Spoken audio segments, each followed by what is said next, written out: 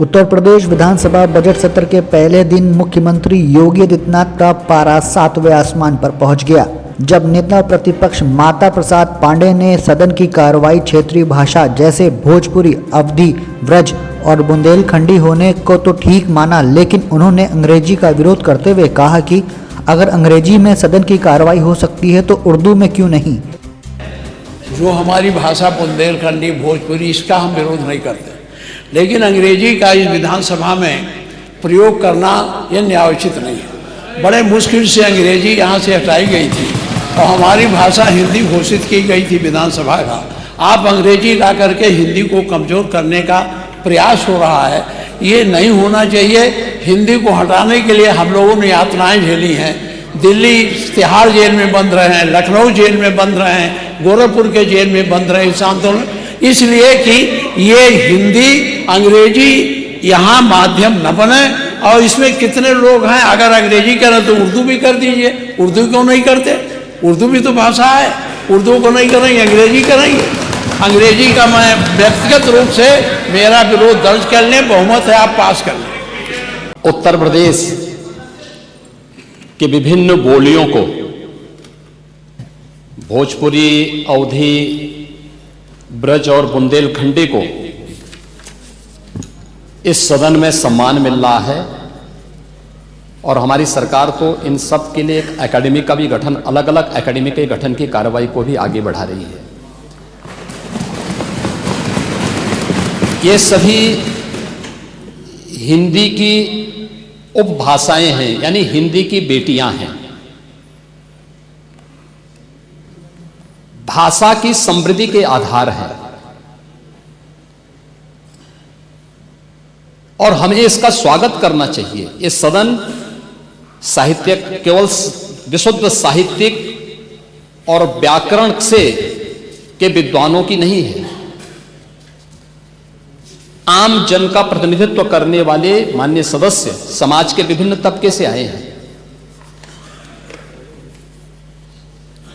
अंतिम पायदान पर बैठे हुए व्यक्ति की आवाज को भी इस सदन में मुखरता मिले, इसके लिए अगर किसी को हिंदी में वह धारा प्रवाह नहीं बोल सकता तो उसको भोजपुरी में भी अपनी बात को रखने का अधिकार मिलना चाहिए। अवधी में, ब्रज में या बुंदेलखंडी में उसको रखने का अधिकार मिलना चाहिए।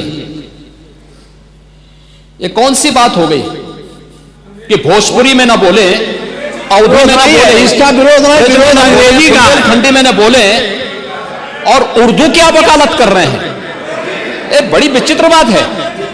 आप मुझे बताइए, मैं इसीलिए कहता हूं कि आप समाजवादियों का चरित्र ही इतना दोहरा हो चुका है, इतना दोहरा हो चुका है कि अपने बच्चों को भेजेंगे इंग्लिश पब्लिक स्कूल में और दूसरों के बच्चों को बोलेंगे कि एक गांव के उस विद्यालय में पढ़े जहां संसाधन भी नहीं है।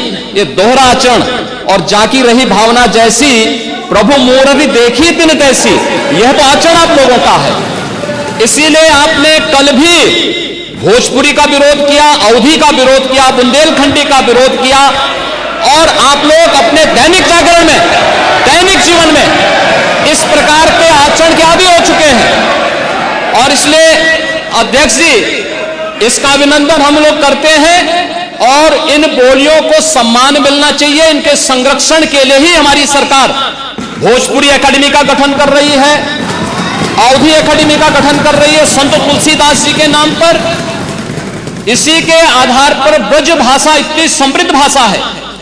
सूरदास जी ने अपनी सभी रचनाएं उसी भाषा में दी हैं। संत तुलसीदास जी ने अपनी कालजयी रचना रामचरितमानस, जो इस सदन में ही नहीं, उत्तर भारत के अंदर और भारत से प्रवासी हुए जितने भी ऐसे लोग हैं जो मॉरिशस में या दुनिया के फिजी में या दुनिया के किसी देश में गए, उनके संकट काल में रामचरितमानस ही तुलसीदास जी का अवधी भाषा में रचा गया, रामचरितमानस ही उनका सहारा बना था।